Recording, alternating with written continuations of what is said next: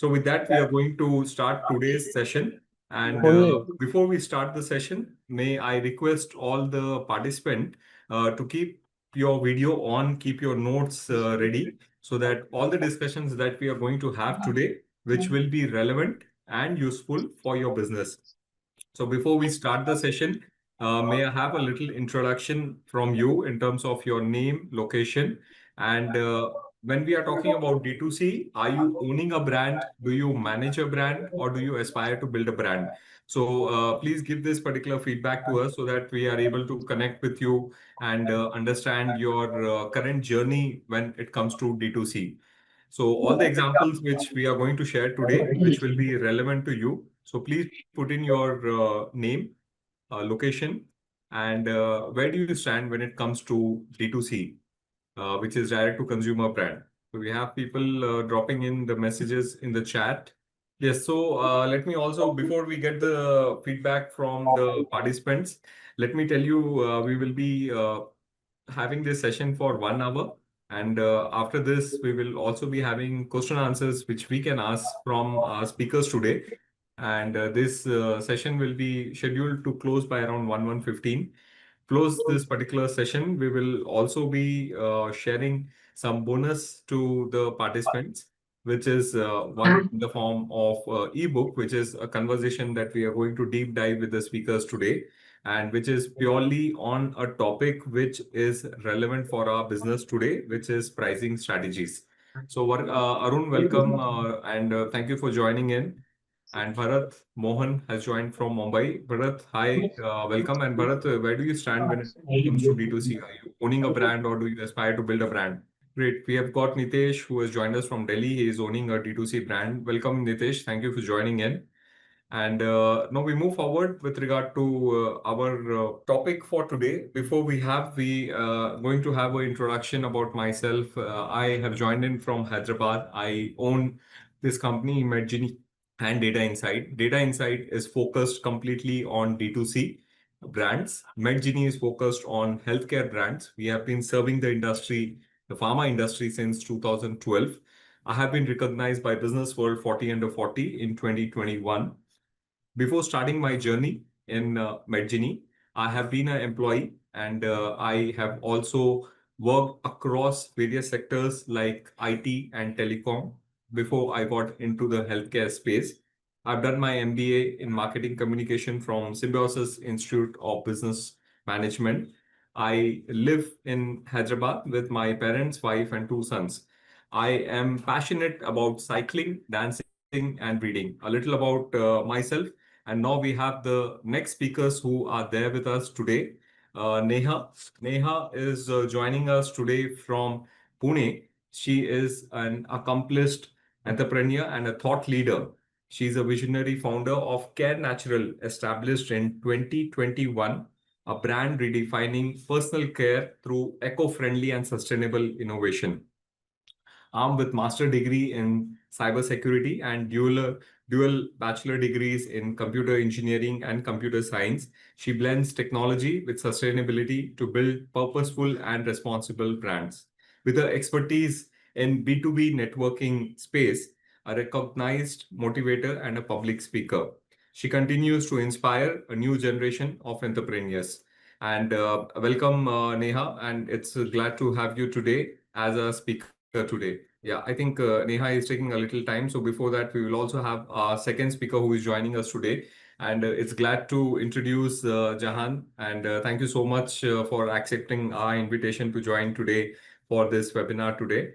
Jahan has joined us from Mumbai. Jahan is an entrepreneur by choice and strategist by passion. Jahan has been shaping India's sustainable innovation story as a co-founder and a chief strategy officer of Bombay Hemp Company. He has established in 2013. He has been instrumental in pioneering India's first industrial and medical hemp venture. Jahan has been featured in Forbes Asia 30 Under 30. Jahan works and simplify how nature and innovation can unite to create scalable impact, redefining the intersection of sustainability, wellness, and industry. and alumnus of HR College of Commerce and Economics. He continues to inspire a generation of change makers who believes in building business that are both purposeful and progressive. So welcome, Jahan. Thank you so much for joining us today. Thanks so much, Ashish. Looking forward to a great chat today. Yeah. And before we start, can you give a little background about how things are going different in Bombay Hemp Company? Sure, happy to dive right in, Ashish, for the benefit of yourself and everyone here. As you correctly mentioned, I think you've done a fantastic job in introducing, sort of the journey and career.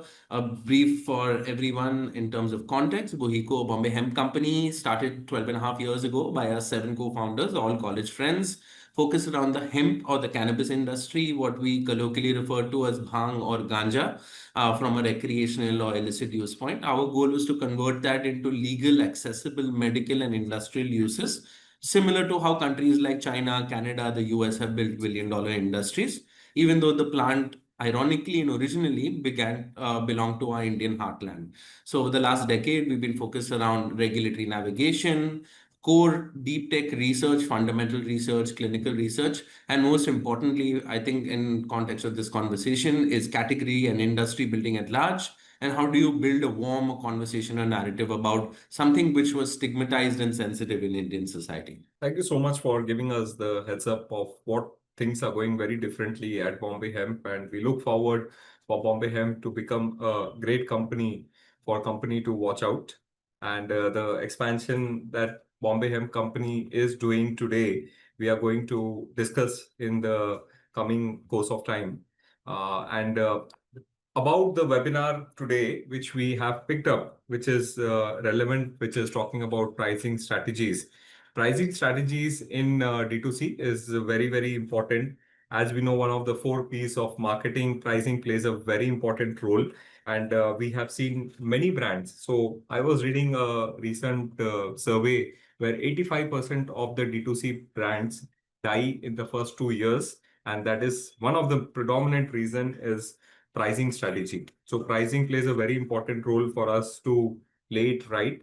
And today we are talking about 3 category of pricing. So one is mass pricing, premium pricing, and mass premium pricing. So we have these 2 speakers who have experience in their own domain while targeting their products to their audiences. And we will be touching upon 4 things in terms of how to price your product and what are the 3 categories where you feel your pricing has to be placed.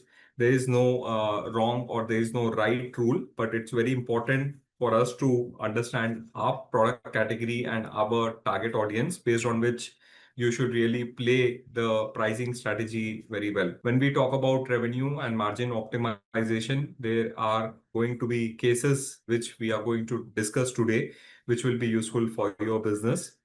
It's not also about the D2C, it is also about B2C. How you can use omni-channel for expanding your business, for which we will be discussing today with our speakers in terms of how they have leveraged omni-channel for leveraging their expansion of business today. So when we talk about D2C, it is direct to business when customers, when manufacturers, owners of the brand go directly to the consumers, bypassing the traditional distribution channel like wholesalers and retailers. This is very important because it gives you a scale for reaching out directly to consumers with the help of e-commerce, quick commerce, which is coming into play. People are comfortable to buy online, as we all know about it. So D2C is definitely going to be very important for the growth story of the country. And D2C in the next 5 years is going to expand because in the recent report that we were reading, India is the third largest digital shopper in the world after US and China. So we're talking about 250 million online shoppers in India as on 2025. E-commerce and quick commerce as is growing rapidly, as we know. It's about 1.4 billion internet users we are having today in India. And these are mobile users we are talking about. Estimated current market size is about 80 billion as on 2025. We have seen 800 plus D2C brands in India. Penetration to tier 2, tier 3 cities has gone rapidly. We have seen successful companies like Nykaa, Mamaearth, Lenskart, Boat, who has been there, done that, and expanded very, very fast with the help of technology by going direct to consumers.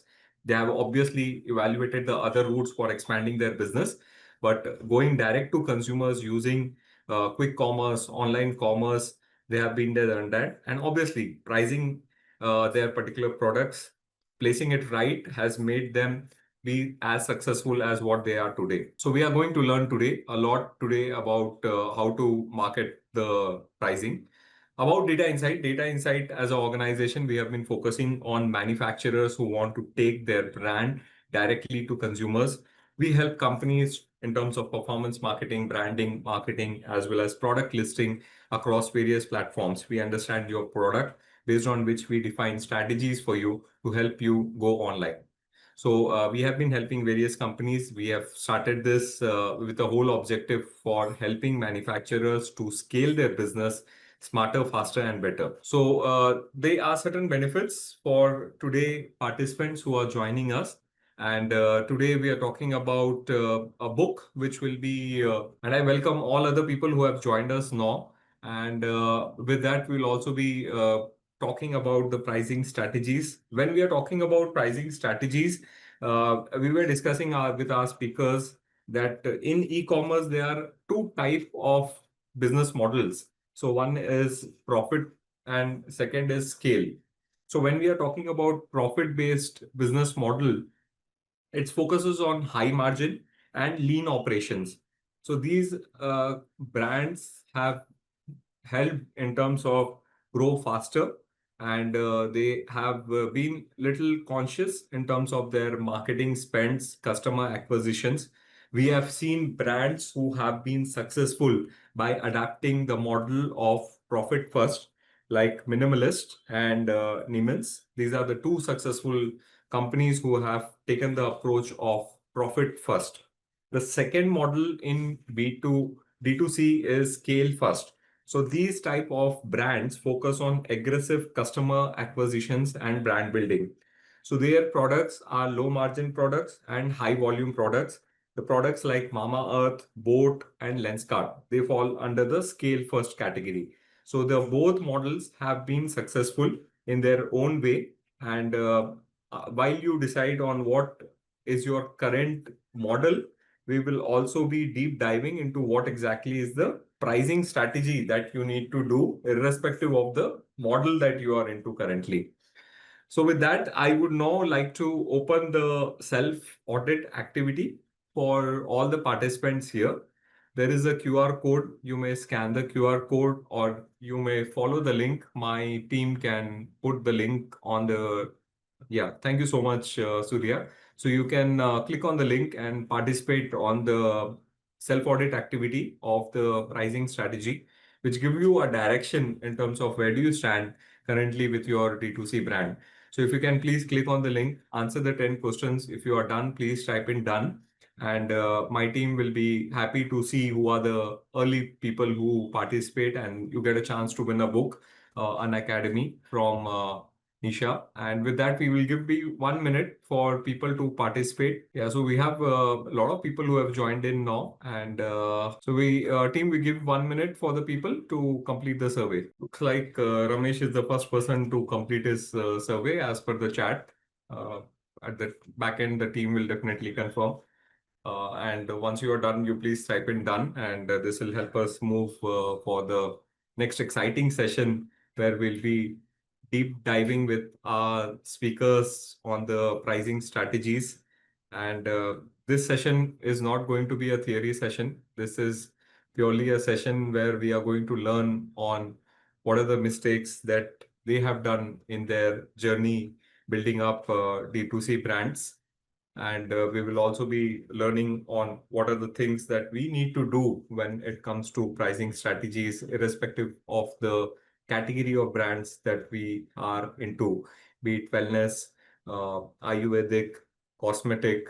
So two great speakers today we have who are focusing on their own product categories, who are here to share with us their particular insights. Thank you, Sarosh. Thank you, Loni. Thank you, Ratan. So with that, we would now like to move forward in terms of product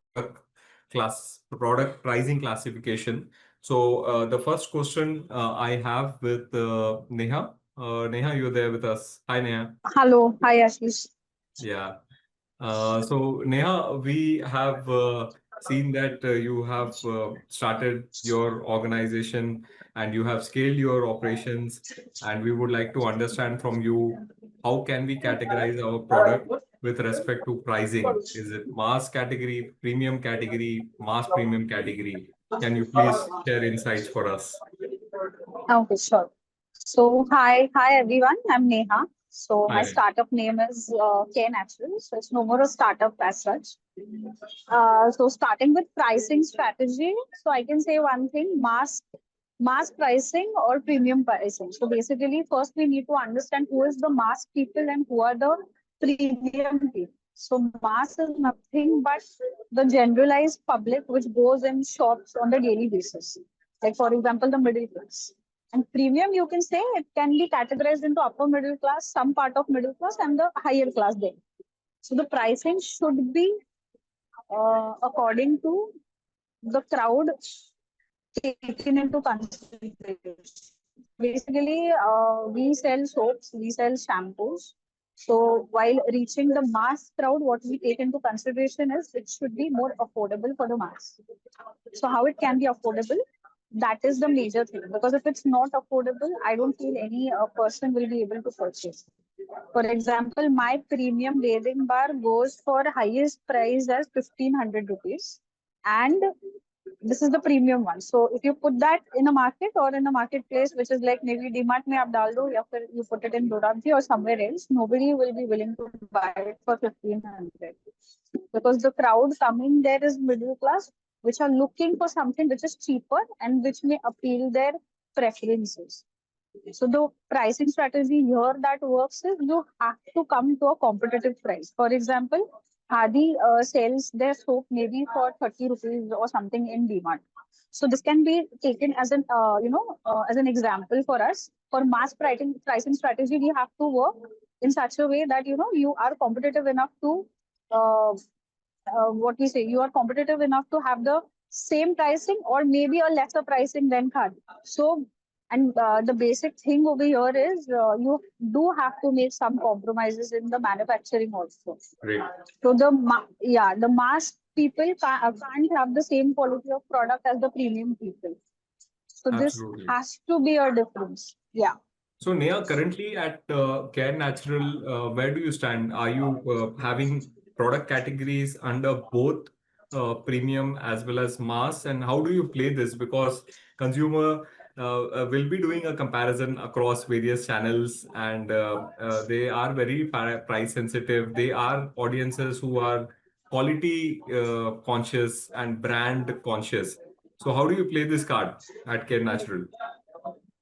Okay, that's very easy actually, Ashish. Because see, whatever is available in B2B marketplaces or for mass people, once they have the same, the packaging is different for mass and premium. Secondly, the mass crowd does have a packaging just may include क्या रहता है हमारा website and all the details. So once they hop on to our website or any social media channels, they get a reality check कि भाई इनका product, this is the basic product. So if the basic product is doing so good for us, how well will the premium product? There's a question, I guess. I'm not able to read. Ashish, I would really appreciate if you read it. You're on mute. You're on mute, Ashish. Yeah, thank you. So they are questions which are also coming in from participants. What we can do is that we can also take up the questions as we complete the session, because my Okay. team is also consolidating all the questions, which will help us give a direction. But nevertheless, appreciate people to please park their particular questions in the chat, which will help us take the session forward. Yeah. Okay. So with that, I have my second question for Jahan. Jahan, at Bombay Hemp Company, we understand that your pricing strategy is slightly different because you are into a market which is into a niche as well as regulated. That's right. So how do D2C companies, marketeers uh, play the pricing card when it comes to a niche and a regulated category like yours? Mm-hmm. That's a great question, Ashish. Would you like me to take that? Yeah, please. That's for you. Great. I think it's a very important question to look at in further detail, Ashish, and for the benefit of everyone.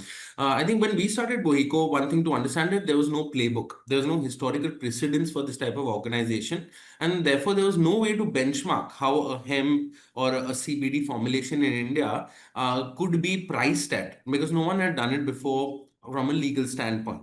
So it put us in a very uncharted zone, uncharted territory in terms of navigating it from a regulatory point. And that led us to one key understanding that sometimes pricing isn't just a financial decision. When you're working in new categories, it is also a strategic act of category creation, where you're not just creating a pricing slab, but you're creating a reference point for what your product can be worth in that ecosystem. For us, it was the medical use of hemp or cannabis in different topical or consumption based formats. And that needed to become a common reference point as we went forward. So as we sort of thought about things, is our starting point was very clear. The cost of compliance and quality becomes very critical. As you said it very clearly, Ashish, that it's because it is an industry with regulatory overhang. The costs involved in, say, collection of the raw materials, using GMP grade facilities for extraction, getting the relevant licenses, having an R&D team in charge of formulation, doing preclinical and clinical testing, finding ways in which license distribution can happen for prescription as well as OTC products. Being able to build that entire value chain was sort of very critical for us. Next, what we went about with Ashish is we started benchmarking this against comparable alternatives. And I think this may also reference one of the questions I saw in the chat. For example, our medicines are for chronic pain or insomnia, which otherwise you would use an opioid analgesic like a tramadol or a morphine, or you would use a paracetamol or a diclofenac NSAID. And then we have medicines for insomnia and mental well-being, which are benzodiazepines, SSRIs, SNRIs, conventional pharmaceuticals. So our pricing had to signal some type of equivalence, that it can't be just a cheap alternative to pharma because no one will take it seriously, but a natural, safer substitute for it. During this evolution of pricing and thinking through it, what we understood is price is a proxy for legitimacy. If you price things too low, you're not taken seriously enough in sensitive categories. But you price it too high, you alienate adoption. So how we thought about things was we took a middle path, a Goldilocks approach, if I may call it. Accessible, but creating a premium halo on things. So a mass premium approach to pricing, where it started with a cost plus model and we built in sort of modest margins as we went forward, with the goal being that these margins were essentially covering for a whole host of activities. That is everything from your clinical research, your extraction, your formulation, packaging, your regulatory expenses, and building that into how R&D and education works over time. That led us to evolve from a cost plus to a value-based pricing model, where what we started trying to do is we aim to tie the value of the goods to the therapeutic outcomes. For example, you take a sleep medicine or you take a topical oil for pain. How does this bring pain relief in an X period of time? How does this improve your sleep quality in a Y period of time? How do you build adherence rates as well as retention rates quicker? So as you see those metrics go up, it gives you confidence to begin standardized pricing across the range, not just on cost, but on perceived impact towards the user, which I think is a huge hidden factor. A lot of startups, as they begin to scale, begin actually sort of begin forgetting as well. So a big part for us as a brief summary, Ashish, is a big part of this of our pricing has always been about the cost towards the ecosystem. Because for every prescription that's generated with a prescription-based product for pain or sleep or anxiety at BOHECO comes with a cost of doctor consultations, follow-ups, medical counseling, not just getting a product, but an entire clinical experience, which is the value differentiator for startups today. People are not just paying for a product, they're paying for an experience and building a community while having access to something credible and compliant.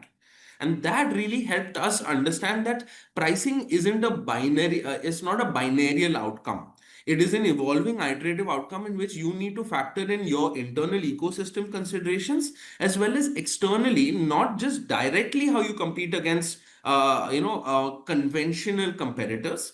But most importantly, if you are value differentiating against them, what is the mass premium you'd be able to attach that ties to something that has an impact on your end user? When you answer these questions is when you really get the sweet spot of pricing, is what we've understood. Perfect. Perfect. I think you are in a category where more than the pricing, I think it's the value that you're going to create for your audience.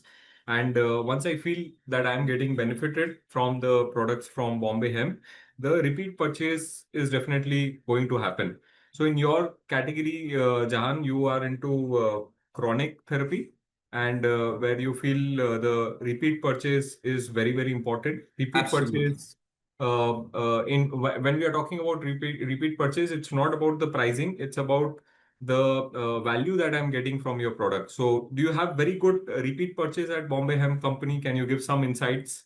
I'm glad you asked this, Ashish. Our repeat purchases on average for a CPG brand is somewhere hovering between 25 to 35, 40%. True. Ours is a health and wellness based product. So it is helping manage pain, insomnia, anxiety. What we've seen is conventional pharmaceuticals, even paracetamols and all, they started about a 60, 70% repeat purchase, and then they dropped down to 30, 35% over a 12-month period. For us, we have maintained a close to 50, 55% repeat purchase on chronic pain-based medicines, insomnia, anxiety medicines. So it's showing that within that dosing period and timeline, a patient is not just trusting the medicines, but is trusting the channel through which they are able to communicate with a doctor, get a consultation, build confidence that that medical expert knows what they're doing and they know how to help them in the process. And the funniest part, Ashish, for us is our medicine sometimes works so well that, for example, we have patients with insomnia and we have a sleep medicine. Now, what do you do when it helps your patient's insomnia and they're sleeping well? How do you build repeat around that? That is the question now we are solving for. How do you build the community-led fulcrum around some effective products so that repeat continues to be at a fairly high rate, and then you have a lift off. So then it's not one person consuming in a household, then it's 2 or 3 consuming your products in a household to have that multiplier effect on repeaters. Mute. I think you're on mute. Sorry. Yeah, so great to see the repeat purchase which is happening in Bombay Hemp Company and the model of business that you have on delivering value to customers who naturally come back to you. So that's a very nice strategy. But going forward, Neha, we just wanted to check with you what's happening in Care Natural when you are launching a new brand. If you're launching a new brand, which is in a category where many players are already there present, right? Who are all talking about natural products, eco-friendly products. How do you price your product? What are the factors you consider to price your product at Care Natural? So firstly, what we do is we do market analysis of the same products of our competitor brands. For example, mine is Care Natural. So competitors can be naturally the Juicy Chemistry, Forest Essentials, Mama Earth, Khadi, and X more players. So what we do is we purchase their products, we check on the packaging, we check on the pricing, and mainly we check on the product quality. Because what happens is packaging and the look of the product can be fake, but the product inside can't be fake. The quality of the product makes the person to purchase it again. So quality of the product balances the factor as 50%, as packaging balances more 50%. So this overall makes it 100%. And while pricing it, then we majorly consider the more premium brand for pricing and for packaging, and considering the mass appeal or premium appeal. Because what happens is if the packaging is not really appealing, I guess Ashish, you're on mute. You were trying to say something, right? No, I'm just going along with your conversation. Please go ahead. Okay. So basically, the major factor here is your quality and your packaging. These two factors do work really good when it comes to appealing any marketplaces, like made be mass, made be premium. And while starting any brand or pricing any brand, the first thing that comes to your mind is all marketplaces require different pricing factors. You can't sell the same product to mass and along with the same price. For example, I'm selling my soap at 50 rupees for mass crowd. I can't sell the 50 rupees wala soap on Amazon. I can't sell it for export. I can't sell it same as a premium one. So the pricing strategy differs according to each marketplace you decide, because each marketplace is going to have different varieties of factors. Like example, it's gonna enhance your cost. Like shipping is gonna be there. There's gonna be logistics thing coming in. There's gonna be your employment thing coming up there. And basically, there's gonna be there a lot of factors which in like marketing factors will be there. There'll be middlemen inside the chain. So you have to put up with everything and still you have to make profit. So your pricing do has to deal with so many factors earlier. And nowadays, many people do that discount wala game. So that is nothing but I can say it's a trap. Why I'll tell you. What happens is generally the non-selling products are put up for discount because every brand wants all of their products to be sold. So basically the strategy behind that is कि discount ले लो, सारे products हमारे try कर लो, then maybe they can have something in return or something as a repeat customer for the same product. Great. So Neha, can I ask you something very controversial? At Care Yeah. Natural, what is the biggest mistake you would have done? You have started your journey way back 2021. So Yeah. what exactly has been your biggest mistake when it comes to pricing strategy at Care Natural, which you course corrected Okay. obviously in the days to come? Yeah. So basically, Ashish, that's a really good question. Not at all controversial. Quite an honest question because see, when I started Care Natural, I was that ambitious person in 2020 कि मुझे forest essential से compete करना है, which is quite a decade purana brand जिससे मुझे compete करना है. So I put up my pricing according to the premium range. I was not there in any mass market there when I started. So pricing was like very heavy of mine. One soap was for 400 to 500 for start. So after 6 months and 1 year experience, I understood that my pricing should start from something bit lower, which is affordable for premium also. Because I want people to know my brand first. I want to make value for it. So making value for the brand was very important. And to make that value, what we did was we started awareness.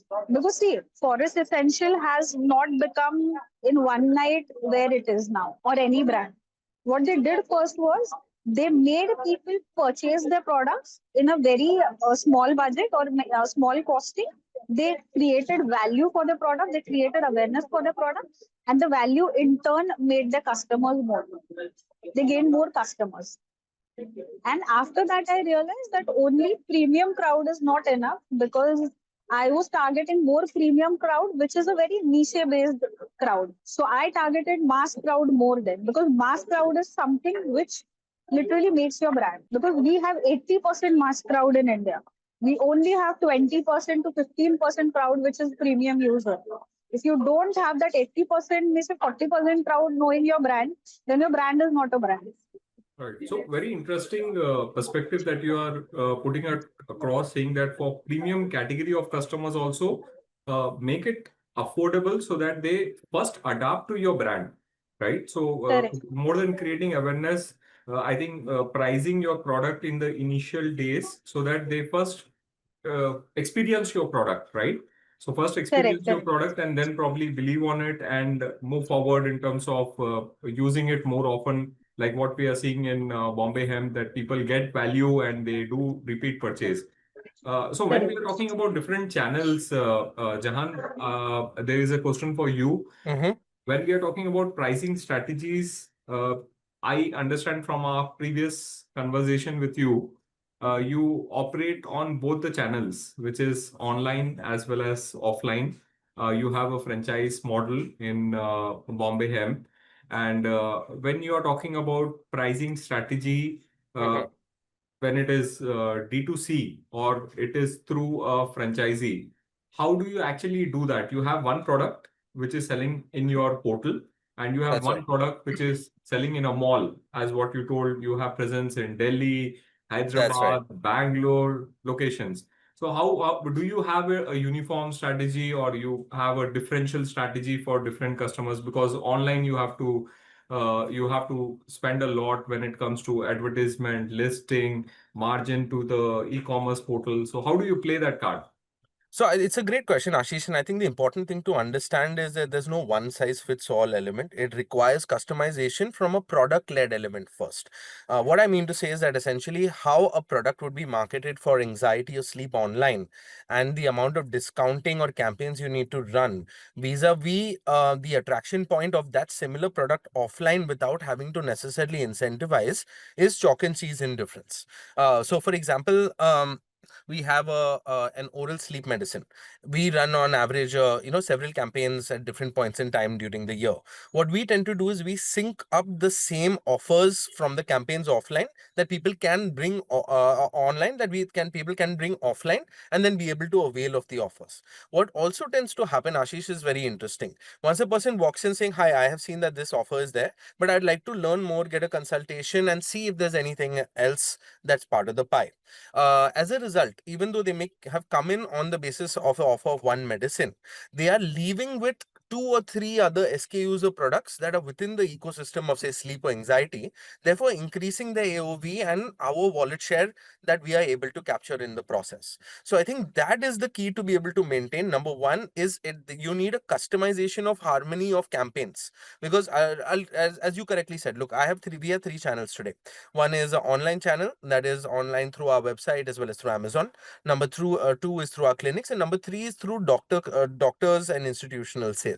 So there always needs to be a constant rhythm and flow of these, because a capsule or an oral tincture for chronic pain has more net intrinsic value being marketed in an offline or a doctor-based channel, and therefore lesser need of incentive, because you're solving for the customer need more immediately as compared to digital, where digital you still require a pull mechanism in actually pulling and enticing new viewers from top of funnel to bottom of funnel, which is sort of a very different approach towards how you would go about an offline, where here how it works is just by being there and by being present, you're inviting that curiosity that would be there within an organic generational base. So it depends on the product, I would definitely say, but more often than not, you tend to maintain some harmonized system between online and offline, because if you don't maintain some harmony, you do get blowback.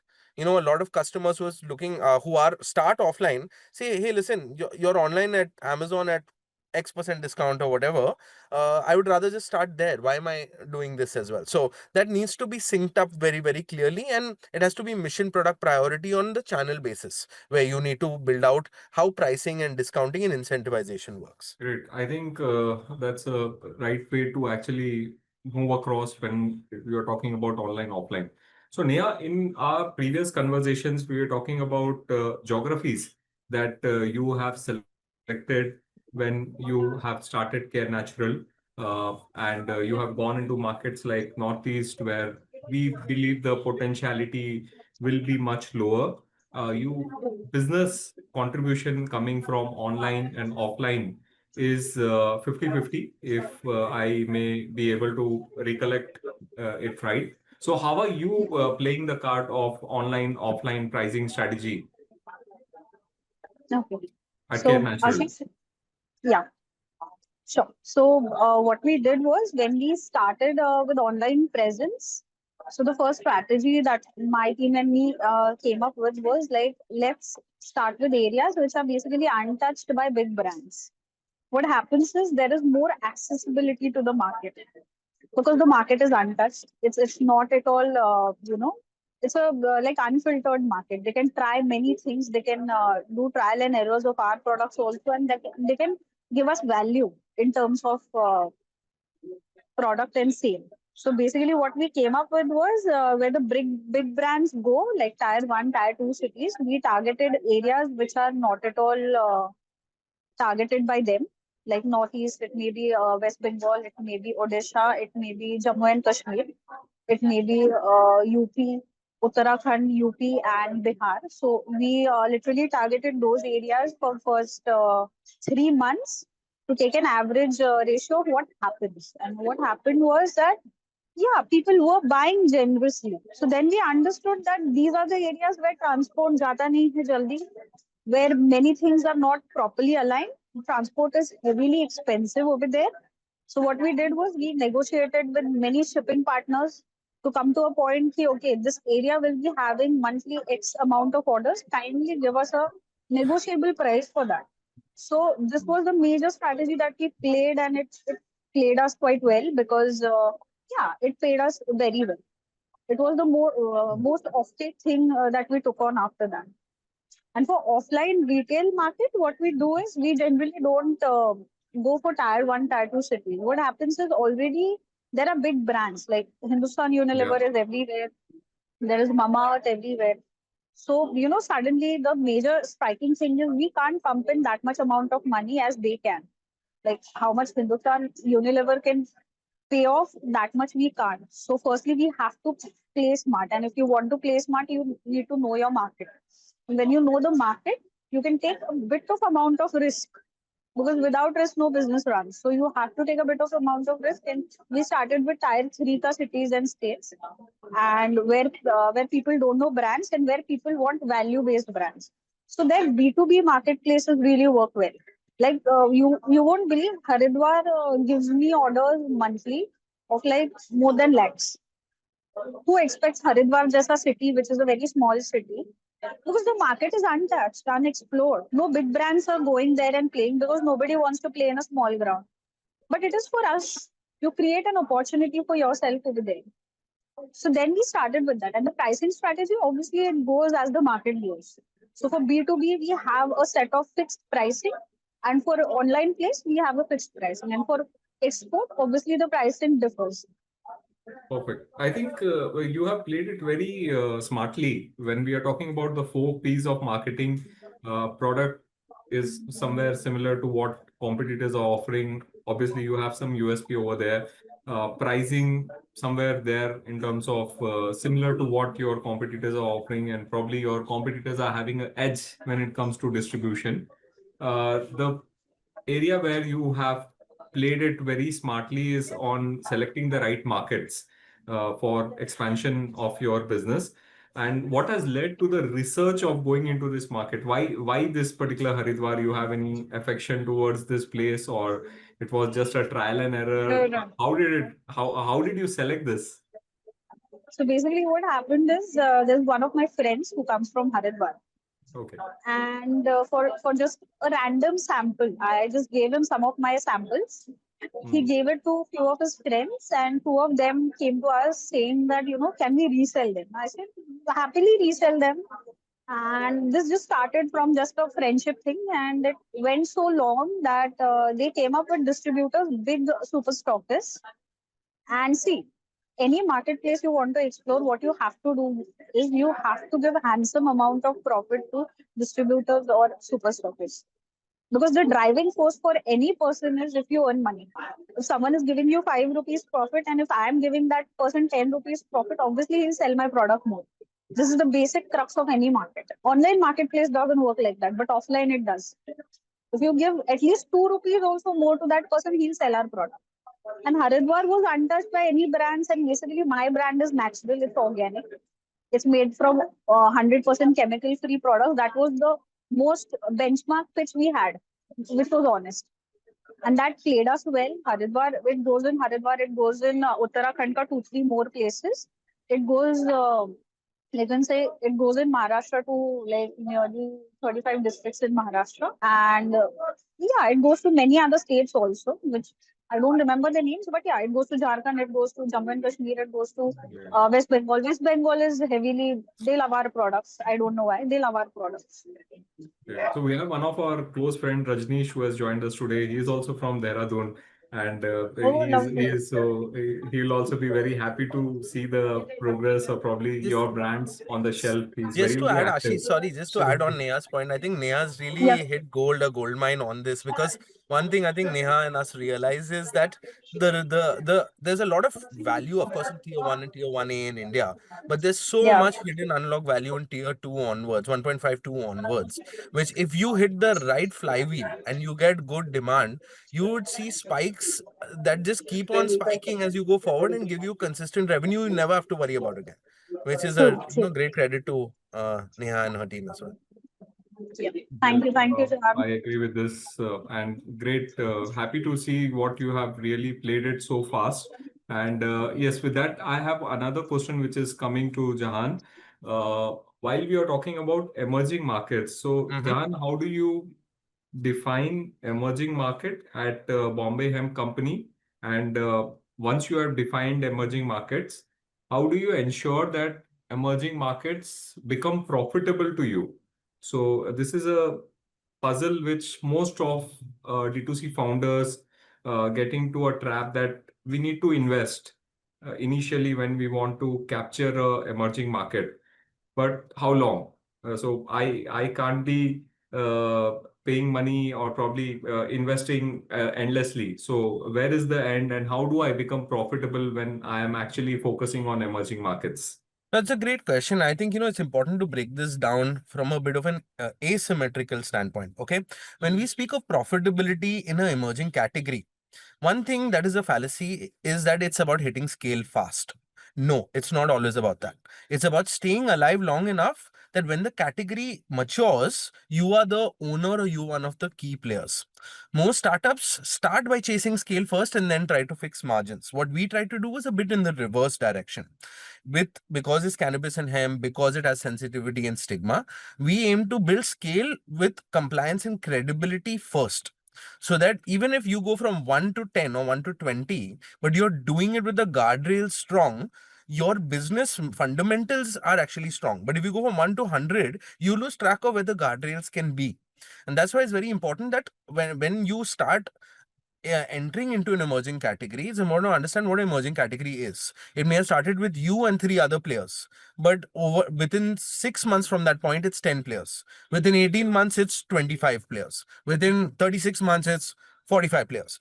You start seeing that growth, sometimes linear, sometimes exponential. Once you start seeing that growth, the important question you need to ask yourself is, am I integrating enough where I am able to consolidate the costs and capture primary, secondary, and tertiary revenue across the value chain? So that is where our core focus was for a long amount of time. So for instance, we work directly with licensed collectors, farmers, extraction labs under supervision, and we remove the intermediaries. Otherwise, the margins are completely eaten up. We partnered up with our contract manufacturing partners across multiple areas to be able to de-risk in key, I would say, key chemical compounds, key constituents, key formulations. And I think most importantly, we were clear that education is part of the product. So that is something you need to keep in mind as an emerging category, that you are not just building the product, you have to also build the education and awareness behind the product. That is where the consumer is also relying on you. For us, it was doctors, patients, regulators, everyone needed to be educated before they even consider adopting this as a new product or material. So with doctors, you have to do CMEs, you have to do clinical trials. For patients and users, you have to build content and telemedicine platforms. From an offline clinic and first time generation users, you have to build enough community that they feel associated, that they can come back to it. So these aren't profit centers. That's the important thing to understand, but they form your moats in emerging categories. So when the time to go from emerging to emerged has come, you're able to hit scale much faster. So that is where, as compared to many companies, we took a deliberate choice that you have to grow through controlled chaos. It's only through control channels rather than hyper expansion that you can eventually work on your EBITDA fundamentals. You can work on how you are able to control your costs, how you'll be able to bring about efficiency in your entire product to production to logistics to distribution process. And I think most importantly is also to keep in mind that, look, if you're going to build a range of products and services, it's important to have a portfolio product strategy. Some products will be high velocity, high margin products that are cash cows. Then there will be products that will have stickiness, but they won't be high velocity. They'll be mid to high velocity, but they will drive credibility and higher repeat purchase. It's important for yourself as an entrepreneur, for whoever's listening to, of course, this webinar, is to help bifurcate which one is which. Which are you going to rely on to build 80% of your top line, and which are you going to rely on to build 60 to 80% of your bottom line in the long run? Once you identify those 2, 3 pillars, the journey becomes easier. Because see, Ashish, profitability is not just about simple accounting numbers. Anyone can turn numbers upside down. Doesn't take a genius to do that. But the important thing is profitability is about strategic sustainability. So if you're in a new city or a new channel with a new product, and you're contributing a brand equity, you're contributing data assets, in the mid to long run, that will naturally turn profitable, even if the P&L takes time to reflect it. So it may not reflect it in a quarter, but it may take 4 quarters to reflect it. But once it does, it's never going back. So that is the key inflection point for any entrepreneur and founder to understand, is what do I need to do to make it go into the green first? And that's why even if you see our model, as I mentioned, we started with offline clinics, but we've had control chaos, right? We once we went into the green in location 1, we then moved to location 2. Once we achieved a certain stable metric in location 2, we expanded into location 3, and then onwards and onwards as well. So if you are able to control the pieces on the board, more particularly from a cost and expenditure point of view, and remember, you're never making it's a pipe dream to expect profitability in 12 months for any entrepreneur. Look, we can point to 5 examples out of 100 in our ecosystem, but that is not the norm of a consumer ecosystem. You have to look at the other 95 and understand, where do I fit between these two brackets, where one is extremely high velocity and one is mid velocity or low velocity, and how does my product fit in vis-a-vis how the consumer mindset is working towards it.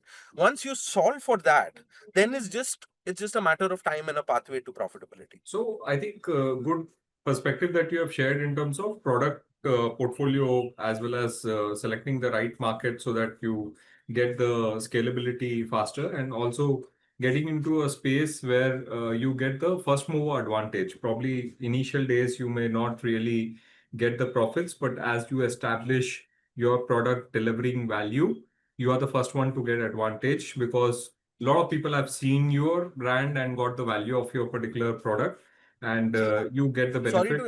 Sorry to interject, Ashish. When Mr. Tata invested in our company, there was one saying of his he had left us with. He said, "The first one through the door gets shot. Make sure you're wearing Kevlar." And Oh. we thought about it. We never knew what that meant. Later Hmm. in our journey, we understood what that meant. Exactly what you said. You're walking through the first. You're the first through the door. You're gonna get the bullets. Hmm. Everyone else will benefit from the door being open. So Hmm. before you get the bullets, make sure you have your Kevlar and your safety vest. Your safety vest is quality products, a strong fundamentals in distribution channels, a very good value chain. You have some degree of control of, some degree of line of sight of how your product is value differential to others. It's a combination of these factors. And of course, there are other qualitative factors. If you're in a regulatory heavy industry working closely with the ecosystem, you're a medical industry, you work closer with thought leaders, but every industry has its own mirroring equivalent of this. So I guess that's one important lesson, that if you're first through the door, bullets come to you first. So make sure your safety vest is on. So well said. So with that, I would like to ask the last question for today's webinar to Neha. Neha, there are certain pricing Neha, there are certain pricing strategies which D2C companies normally operate today. You would have seen Bombay Shaving Company, which they do price bundling across various product, right? So you may have Correct. product across various categories. Have you tried this, because the customer may have a similar need? So price bundling is something which people wanted to ask, especially in this period of festive. I've seen that you have also taken advantage of the festive period, where you have done hampers and done a lot of Yeah. good traction for your particular products. A price bundling as a strategy, how does it work, and how do we actually play the card? Because Bombay Shaving Company, I think I get an email every third day saying that you buy all these 3 products for 999, and it's actually 6,999, and I get excited. Let me not lose the deal. So it is like a FOMO for me, Yeah. right? So have you done that at Care Natural, whether it makes sense, or we should refrain from doing this? So basically, see, this is just a marketing strategy, yet another marketing strategy. So why we do bundling of products is basically to get customer the experience of variety of things.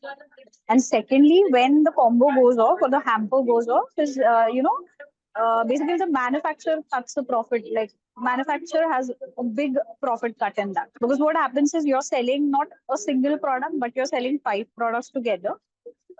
And secondly, still you're giving it at a discounted price, which is a benefit to the customer. The customer looks it in such a way कि भाई मुझे तो 5 products मिल रहे हैं in like maybe 40% off, you can say. but the brand is selling you 5 products with the intent that with that 5 products, you will at least repurchase 3 of them again without the offer. So this is the value generation which the brand makes. So it's nothing but giving value, and it is nothing but giving you, a Early point of adopters. purchase where, yeah, right, exactly. So, Earlier.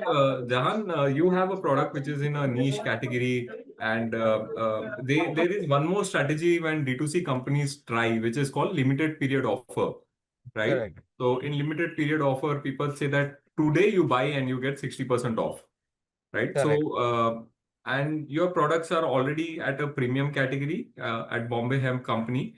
And have you tried this limited period offer anytime in the journey Oh, of yes. Bombay Hemp? Obviously, you have traveled through a journey. Have you tried this limited period offer? Do we have to try as D2C companies? It makes sense, or we should refrain from this? No, Ashish, of course, as Neha would attest, as entrepreneurs have to try every trick in the book to get some ROI. So rest assured, of course, we've definitely tried it. I think the trick, Ashish, is it can't be arbitrary. You can't say limited period offer without a context behind it. I'll give you an example of what I mean. If there is a World Arthritis Day and I have a topical pain product for joint pain, if I run my limited period offer in and around the World Arthritis Day period as a campaign or as part of a campaign leading up to that day, it makes sense. But for example, World Arthritis Day is somewhere in August, hypothetically, and I run a limited period offer of this product in January or February. It doesn't make sense. So a lot of it is basis how the product's notional value and trend value exists in the mind of a consumer in that period and what narrative you can form around it. Similarly, I have a balm that's a decongestant and migraine product. In our situation, we could, it's easier to run and more strategic to run a limited period offer in North India, hypothetically, between November, December, and January, when we know everyone is suffering because of the cold, because of the poor air quality, and where decongestion becomes a key criteria. So there's more ROI on that. But if I did this in March, no one would pick it up. So, that is you have to be able to time your product thinking with your seasonal product cyclic thinking with how offers are sort of built out. It cannot come from an arbitrary mindset. The X has to correspond to Y when you're making such core decisions. Absolutely. So though I'm saying that this is the last question, one thing which has come from the participants, which is anchor pricing. Neha, we have seen companies like Starbucks or probably McDonald's using the pricing strategy, which is anchor pricing. So, which they will say that obviously you buy a burger for 100 rupees and you pay 110 and get this French fries free. So, coming back to your category, have you played anchor pricing? Can you give some examples how exactly So, as a strategy makes sense for D2C founders? At what stage they have to actually adapt anchor pricing? It is regularly that they need to adapt to increase the sales or adoption? no, actually, Ashish, this is a very nice question because I guess last month only for Diwali, my team was doing brainstorming on what offer should be played on. So they were trying to tell me, ma'am, कोई तो offer run कर रहा है, 10 रुपए में 2 soap देते हैं, the premium one. So I was like, 10 rupees is like हमारा shipping भी नहीं निकलेगा उससे. So this was the real fact. So I came up with an idea. Let's do one thing. I saw many ads in. I did a research on marketing strategies of other brands, and what I came up with was there was this 1 rupee ka trend going on. You buy anything, and you buy the another thing for 1 rupee. So what I did was I said, let's do one thing. Let's sell all our products for whatever price they are. Let's give another one for 1 rupee. So what we did in term was, for example, my soap pricing is 300. We simply made it 399 for one soap. And you buy another soap for 1 rupee on the same purchase. So with that, you are So able to make the customer buy a couple of your products and you are able to cover up your shipping cost. exactly. Right. Exactly. So what And we still came up the with was, customer feel that he has got a deal. yeah. Because see, what happens is when you give them cheaper things, you have to compromise somewhere in your quality and in your standards.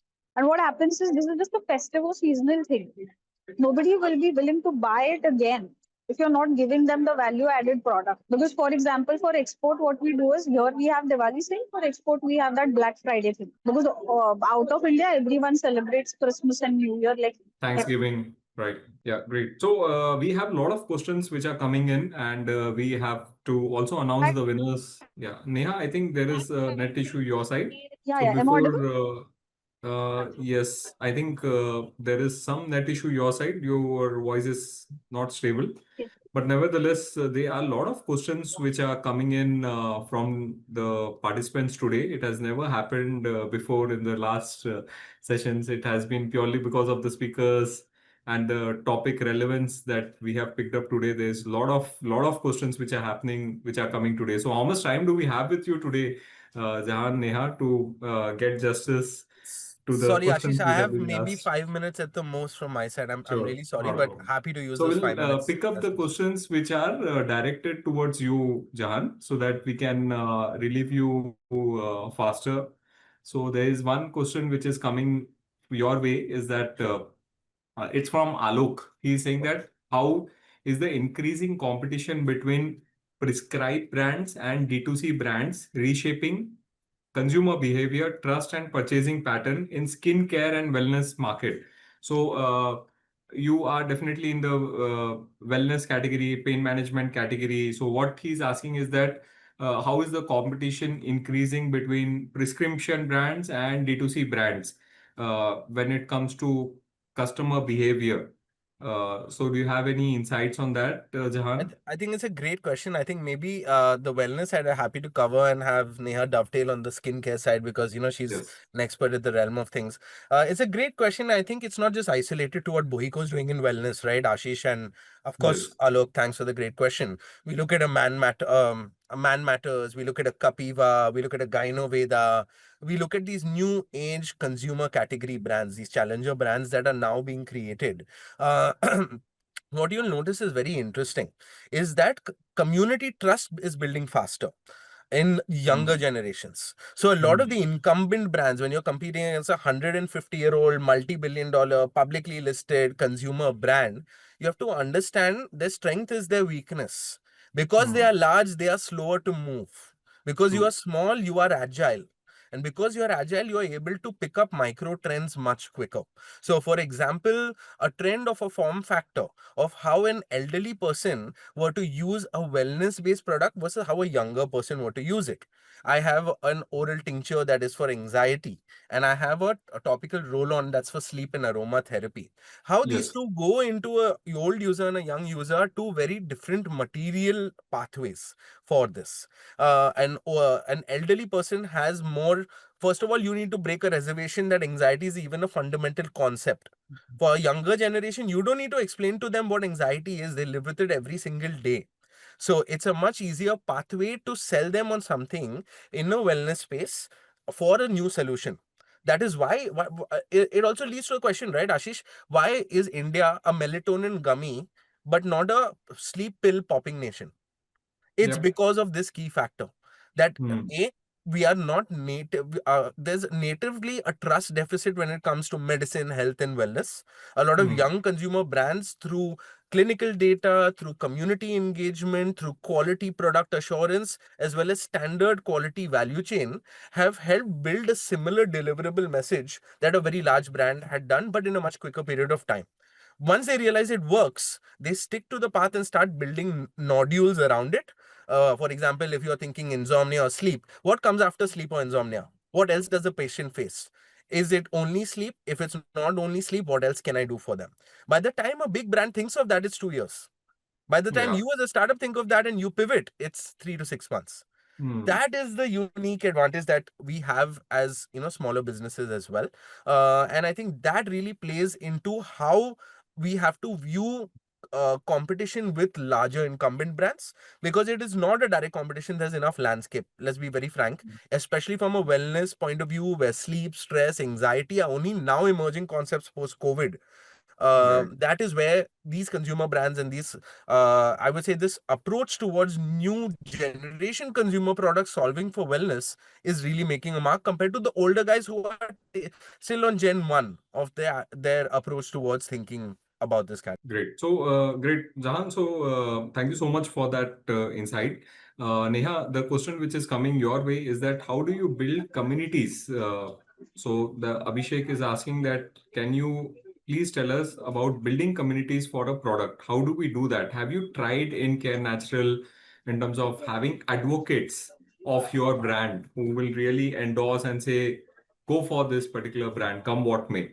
How do you do that? Sorry, Ashish. Sorry, Neha. I'll have to drop off, but Yeah. it was a Yeah, sure, pleasure Jahan, on the and webinar. happy journey and happy Diwali to you too. I'll connect with you after the. Definitely. Happy Diwali to both of you and happy Diwali to all the Yeah. participants today. Thank you Yeah. so Bye. much. Bye. Take care. Bye, Jahan. So Ashish, that's really interesting because nowadays everyone is building communities. So Yes. community comes as a last resort, you can say. What happens is when you start the brand, after it really requires more than 3 years for any brand to be visible to anyone or everyone. Until then, you don't get that visibility. And what happens is to build a trust, it takes a lot more time than that. So advocating communities is very important. We generally build communities on the basis of our organic reach. We don't build communities like WhatsApp पे आजकल चलता है, you make that community thing or you Yeah. make that channel and then you add people without their consent. This is not actually how it's done. Actually, what Exactly. we do is, yeah, our dedicated customers or our dedicated organic people who have came back to us more than twice. More than twice. So more than twice is a factor because first time anyone tries this. Second time the person tries. And if it's more than twice, then definitely they love us. And then we convey them with a small form. And if they consent us, then we add them to our community. Then we send them an invite of the community.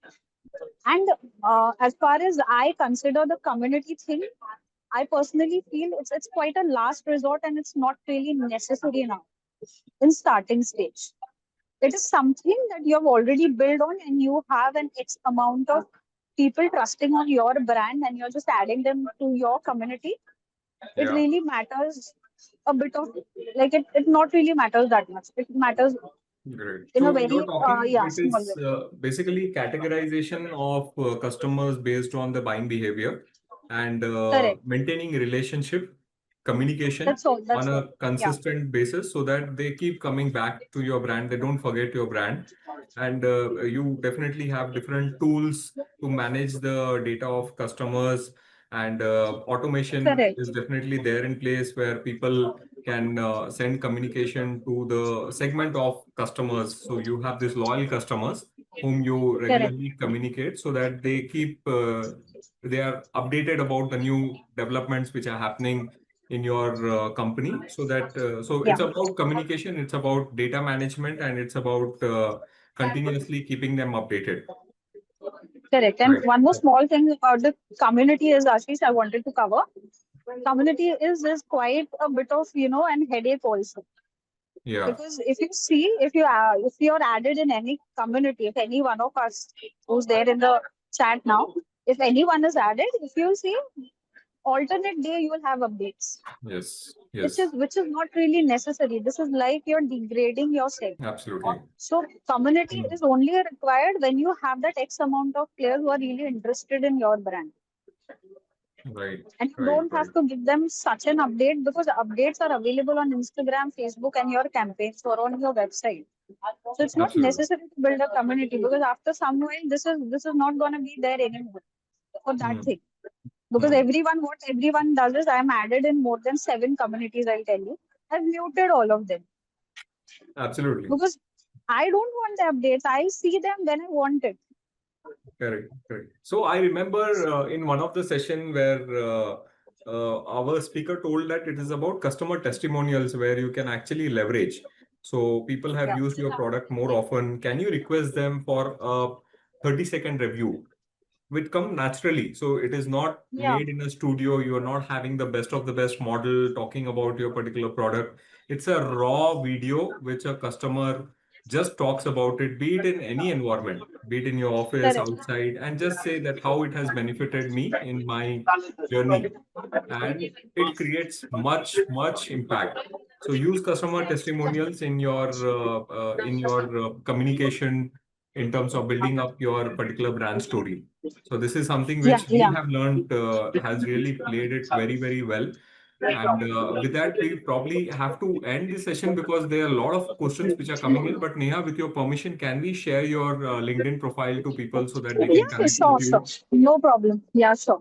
Perfect. So, Renuka, can you please put on the LinkedIn profile of Neha as well as Jahan so that people can still continue their conversation? So, before we end the webinar and before we announce the winners, there is a feedback which we purely want to understand in terms of how it has been of relevance. We have seen the chat has been really buzzing. People have been really giving good feedback about what they felt about the speakers, the relevance of the topic, the examples which we have shared today, and what they would like to actually implement. So, honestly, from the speakers today, there is only one ask. They want you to implement what you have learned today. So, in the chat, if you can please tell us what you have learned today that you feel you would like to implement. If you can put that in the chat, it will help us understand how this particular topic has been of use to you, to your business. So please put in the chat what you have learned today that you feel is going to be implemented in your business. Parallelly, please give a feedback on our webinar. Please follow the link if you are unable to scan the QR code. My team will be putting in the link in the chat, and you can click on the link and give us a feedback, which will help us improve our sessions in the days to come. Every month, we are organizing session. Today, we are talking about pricing strategy. Next month, we are talking about distribution strategy, which is purely for D2C companies. We will be having good speakers who are from the D2C community who have been there, done that. And that's why we also like to invite speakers who have experience in terms of building up their brand, which has scaled to a next level. So with that, I would now like to share our details. We are available in Mumbai as well as Hyderabad. We have helped these 2C brands and will be happy to help you as well in this particular journey.